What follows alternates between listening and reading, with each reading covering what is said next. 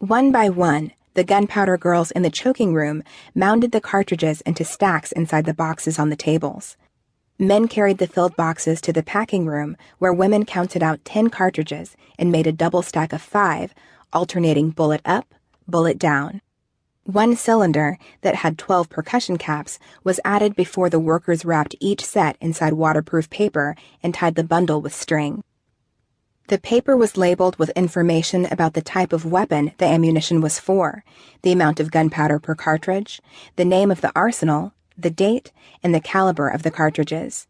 These cartridge bundles were placed snugly inside wooden boxes. Each of these boxes held 1,000 rounds of ammunition, 100 bundles.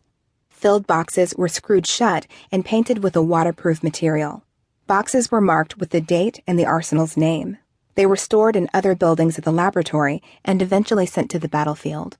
The ladies of Lawrenceville worked Monday through Saturday, completing about 128,000 cartridges a day and earning between 50 cents and $1.20 each for 12 hours' work, less than half of what the men before them had earned. But today was payday. The girls were eager to collect their cash payment during the dinner break and take it home that evening. For a few minutes, they could take their minds off the dangerous work and relax. Chapter 2. The Bloodiest Day of the War. As the sun moved high in a cloudless sky, the day grew even warmer. It had been more than a month since any rain had fallen. By noon, the girls were ready to stretch their backs, arms, and legs. They kept working, though, pushing to fulfill more than half of the day's quota before taking their dinner break.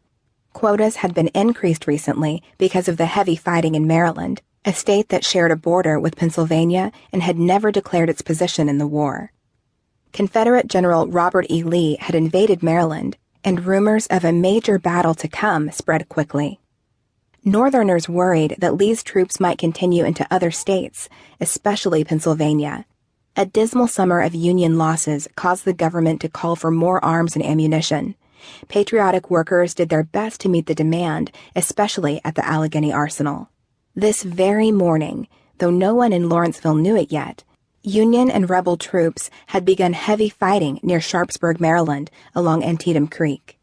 Around 1:00 p.m., supervisors began excusing workers at the Allegheny Arsenal to take their midday break. When they finished their meal, the girls stood in line to get paid. One by one, they placed their mark on the payroll ledger and received their money. The August ledger showed how many cartridges each girl had helped complete in July, and her pay was based on that number. This is known as piecework. Each girl earned 18 cents per 1,000 cartridges made. Most of the girls made less than $20 per month. The payroll ledger tells us that Mary Robinson earned $17.28 for the 96,000 cartridges she helped make in July. One single spark. As they stood in line, the girls heard the clip-clop of horses' hooves on the stone road just beyond the laboratory buildings. Joseph Frick was busy delivering 10 barrels of gunpowder to the area. Each barrel weighed 100 pounds. He stopped outside room number 1 to drop off 3 barrels, and then moved on to the front of room number 12, where 5 barrels were unloaded and put on the porch. The last 2 were placed in front of room number 13 and number 14. After getting her pay, each of the girls returned to her station to finish out the day's work. It was about 2:00 p.m. Some were still in the pay line, waiting their turn. They were the lucky ones. Frick turned his wagon around and headed the horses back down the road in front of the laboratory buildings, gaining speed as he was leaving.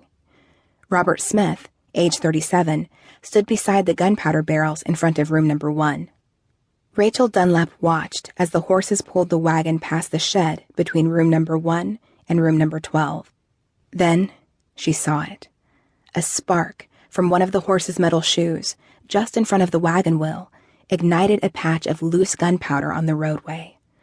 A thin artery of flames moved from the road and flowed in a stream of fire, following a black path to the porch of room number 1.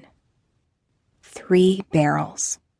3 barrels full of gunpowder sat there as the flames raced toward them.